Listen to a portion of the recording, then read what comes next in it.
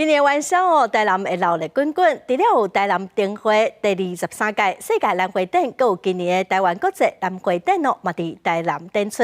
市长黄伟德就讲，你是看蓝花展哦，暗时看花灯，佮规工拢有台南的好食物啊通食。2024台湾国际蓝展暨世界蓝展将正式启动。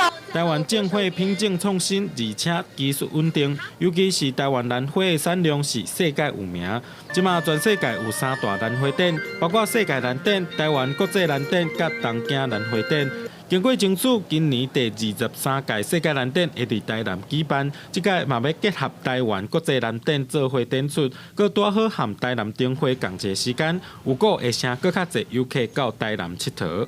台南兰花占世界1/6，那占台湾的1/2，所以台湾的兰花占世界的1/3。在去年我们举办台湾国际兰展的时候，有32万人来参观我们32.6万参观我们的国际兰展。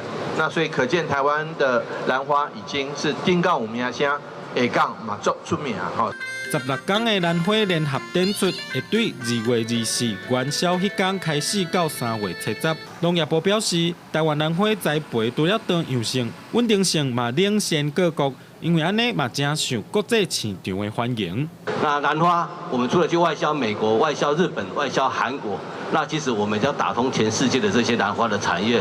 那全国兰花的这些产值大概有70几亿，那外销的部分占了60几亿，是将近有90%的，这是兰花的一个产值跟外销的量。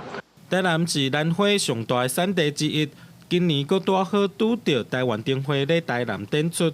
台南市长黄伟德嘛希望趁即届联展甲元宵灯节同一时间，除了会当拓展国外的市场，嘛会当顺续活化地方经济。邀请民众日时看兰花，暗时看歌灯，对透早到暗时拢会当食台南的美食。记者林玉凯台北报道。